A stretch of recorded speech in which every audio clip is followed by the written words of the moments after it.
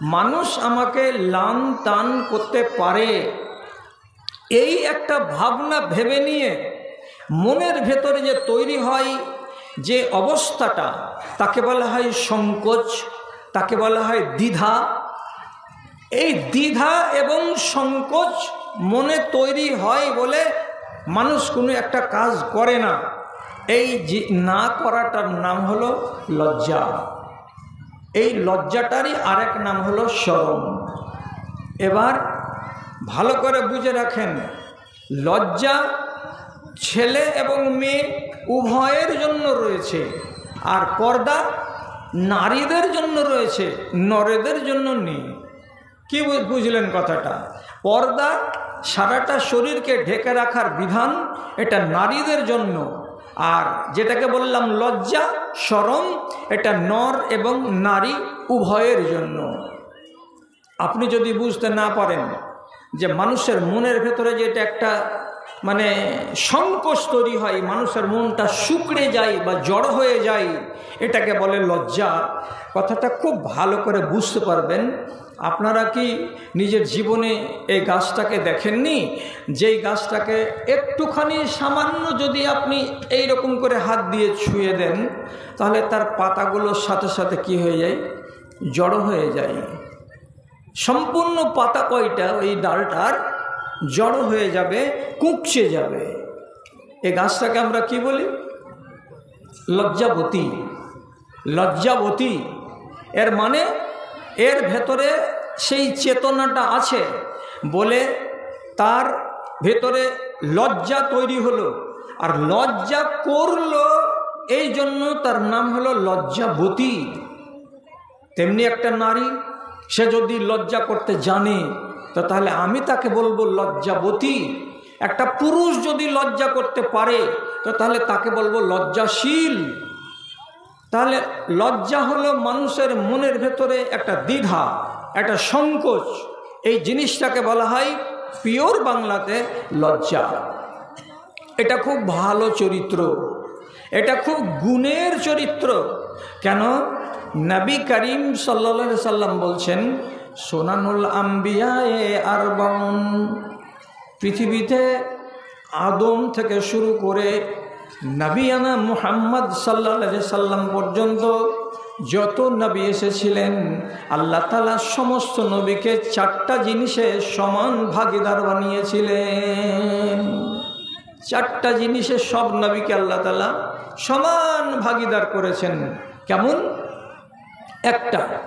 একটার নাম কি? আল হায়াউ।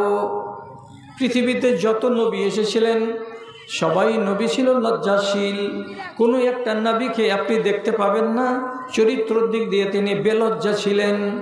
একটাও নবীকে দেখতে পাবেন না যে তিনি লজ্জাহীন ছিলেন, বরং সমস্ত নবীকে দেখা যাবে তারা লজ্জাশীল ছিলেন। এক। দুই নম্বরে নবীজি বলছেন আত-তাআত্তুর।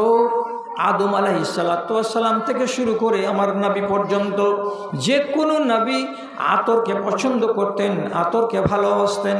তিন নম্বর জিনিস হলো কি? আসওয়াক।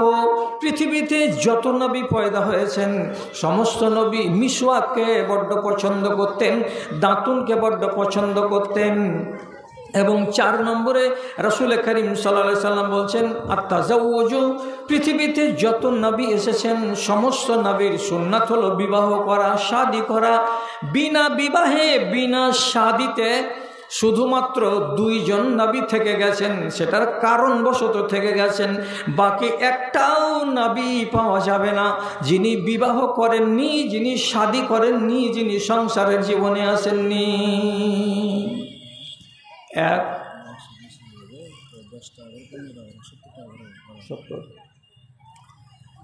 কথা হলো ভান্ডারিতে এতক্ষণ পর্যন্ত ভান্ডারির কুপন ফি ছিল 80 টাকা, 10 টাকা করে কমিয়ে দেওয়া হয়েছে। আপনারা যারা ইচ্ছুক ব্যক্তি তারা 70 টাকাতে খানাটা খেতে পারেন। খেয়ে নিতে গেলে লাভ হবে মসজিদের, সেদিকে লক্ষ্য রাখবেন আপনারা। তো কি বুঝলাম? আম্বিয়াদের নেক স্বভাব হলো কটা? তো 4টা। তার ভিতরে একটা কি পেলাম? লজ্জা। তাহলে আমি যে কথাই কথাই বলি লজ্জা লজ্জা লজ্জা, তাহলে লজ্জা কথাটা কি খারাপ, না লজ্জার স্বভাবটা খারাপ? লজ্জাকে ছেড়ে দেওয়াটা হলো খারাপ। যদি আপনার আর আমার ভেতরে এই চেতনা না থাকে তাহলে আমি হলাম লজ্জাহীন, এটা হলো খারাপ। কোনো রমণীর ভেতরে যদি সংকোচ, যদি দ্বিধা মনের ভেতরে না থাকে তাহলে এটা হলো বদ স্বভাব, একে বলা হয় লজ্জাহীনা, এটা খারাপ স্বভাব। কিন্তু লজ্জাটা থাকা হলো প্রশংসনীয় স্বভাব। আমার ভেতরেও যেন লজ্জা থাকে, আপনার ভেতরেও যেন লজ্জা থাকে। এই নেক গুণ যার ভেতরে আছে সেই মানুষটা বড় ফজিলতের মানুষ হবে। কেন হবে? স্বয়ং আল্লাহ রাব্বুল আলামিন লজ্জা করেন। এক, আল্লাহ রাব্বুল আলামিনের যত ফরিস্তা আছেন সমস্ত ফরিস্তা লজ্জাশীল, লজ্জা করেন। দুই, আমার নবী জনাবি মুহাম্মদুর রাসূলুল্লাহ সাল্লাল্লাহু আলাইহি ওয়াসাল্লাম তিনি নিজে লজ্জা করেন, তিনি লজ্জাশীল। সাহাবায়ে কেরামদের অনেকের নাম আসবে যারা তাদের সম্বন্ধে লেখা আছে হাদিসের পাতায়, উনারা ছিলেন লজ্জাশীল। তাহলে এটা তো ভালো স্বভাব। মা বোনেরা এবং ভাইয়েরা, গোড়াতেই বলেছি, কথার প্রতি খেয়াল করুন, আমি পর্দার কথা বলিনি। পর্দার আইন আলাদা, পর্দার ব্যাখ্যা আলাদা। আমি যেটা বলছি সেটা হলো লজ্জা। লজ্জার মানে হলো সংকোচ, লজ্জার মানে হলো দ্বিধা, এবং রেজাল্ট বা পরিণাম মন্দ আসতে পারে এই ভেবে কোনো মানুষ যদি কোনো কাজ না করে বা থমকে যায় তো তাহলে সেটাকে বলা হয় লজ্জা। আর একটা কথা জেনে রাখবেন, লজ্জার কত দাম। একটা মানুষের ইমানদারের জন্য লজ্জাটা হচ্ছে লাগাম। যেই লোকটার কাছে লজ্জা আছে সেই লোকটার কাছে ঈমান ঠিকঠাক আছে। যেই মানুষটার কাছে লজ্জা নাই সেই মানুষটার কাছে তার ঈমান ঠিকঠাক নাই। কোথায় পেলাম? নবী করিম সাল্লাল্লাহু আলাইহি ওয়াসাল্লাম বলছেন, আল হায়াউ ওয়াল ঈমানু কুরনা জামিআ ইযা রুফিআ আহাদুহুমা রুফিআল আখারু। আল্লাহ তাআলা নবী বলছেন, লজ্জাকে এবং আপনার ঈমানকে একজনকে আর একজনের সঙ্গে বেঁধে রাখা হয়েছে, ঈমানকে ছেড়ে দেওয়া হয়নি।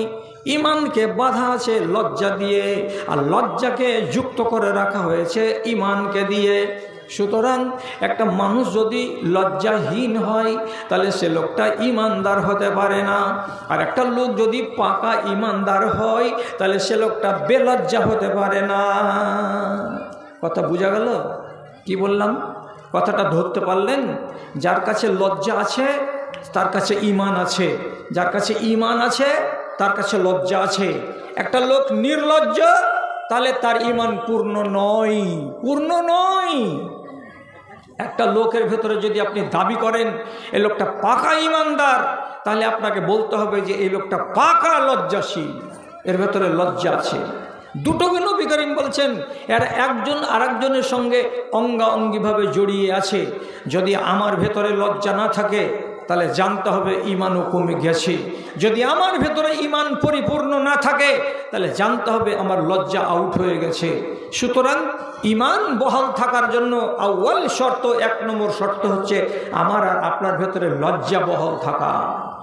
যে কোনো কাজে আপনি যদি দ্বিধাহীন হয়ে যান তাহলে তো আপনার কোনো কাজে বাধাই আসবে না। কাকে বলে লজ্জা? আপনি দাঁড়িয়ে দাঁড়িয়ে একটা চায়ের দোকানের সামনে বিড়ি টানছেন, একটা আলেম চলে যাচ্ছিল চায়ের দোকানের সামন দিয়ে, টুপি মাথায় দিয়ে, পাঞ্জাবি গায়ে দিয়ে, মুখে সুন্নাতি দাড়ি, দেখলেন, দেখার পরে সাথে সাথে বিড়িটাকে হয় লুকিয়ে দিলেন আর না হয় চুপচাপ কোনো জায়গাতে ছুঁড়ে ফেলে দিলেন। এটার নাম কি? এটার নাম হলো লজ্জা। এই লজ্জাটা আপনাকে একটা বড় গুনাহ থেকে বাঁচালো। সেটা কি? বড় গুনাহ কি? কি বড় গুনাহ থেকে আপনাকে বাঁচালো এই লজ্জাতে?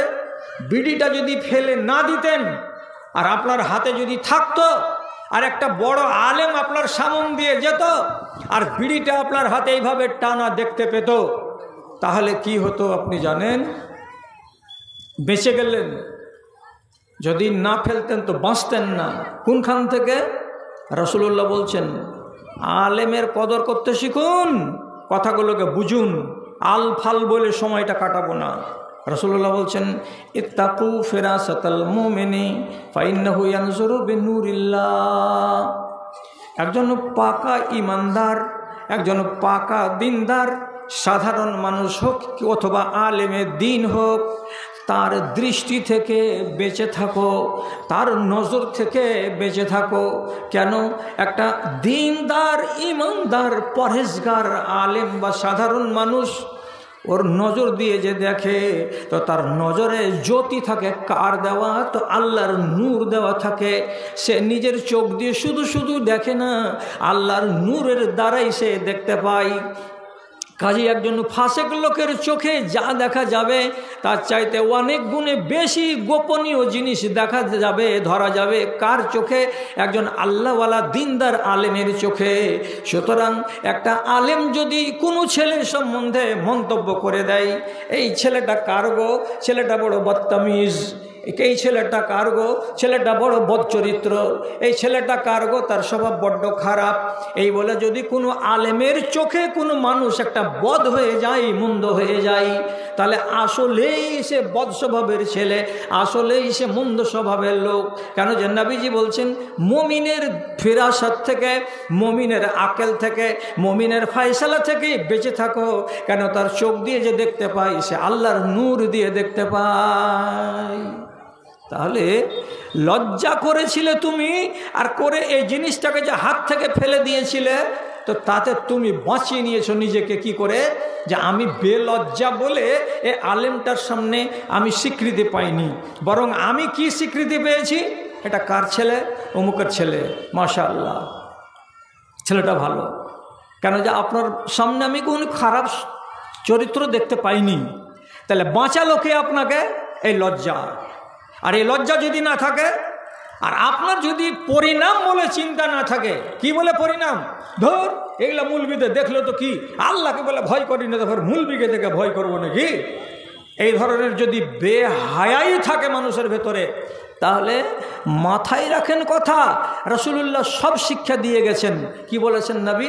ইজা লাম তাস্তাহি ফাসনা মা শিতা। তুমি যদি শরম না করো, তুমি যদি লজ্জা না করো, তোমার ভেতরে যদি শরম না থাকে, তোমার ভেতরে যদি লজ্জা না থাকে, তাহলে পরে তোমার মনে যা লাগবে তাই করো। কেন? যে তুমি পরিণাম বলে চিন্তা করো না, তোমার পরিণাম যে খারাপ হবে সেটা বলে তুমি ভাবো না। অতএব তোমার যখন লজ্জা নাই, তখন যাহা ইচ্ছা তাহাই করে যাও, কোনো বাধা নাই, কোনো তোমাকে নিষেধ নাই। আর যারা ভাববে কি বলে?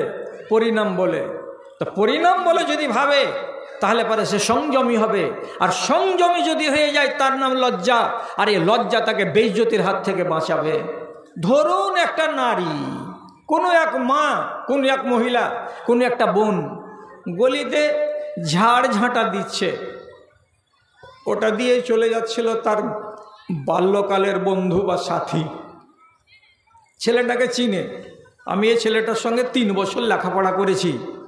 তো ছেলেটা তো জানে না যে চাঁদমনির এই গলিটাতে আমার এই ক্লাসমেট মহিলাটা আছে।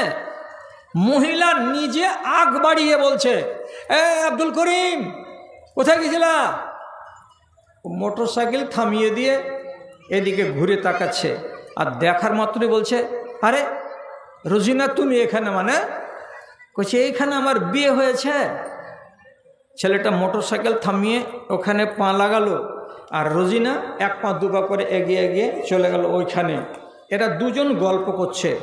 এইবার কথাটা ভালো করে মনে রাখুন, একটা মহিলা কোনো আজনাবী মানুষের সাথে বিনা কোনো প্রয়োজনে কথা বলতে পাবে না।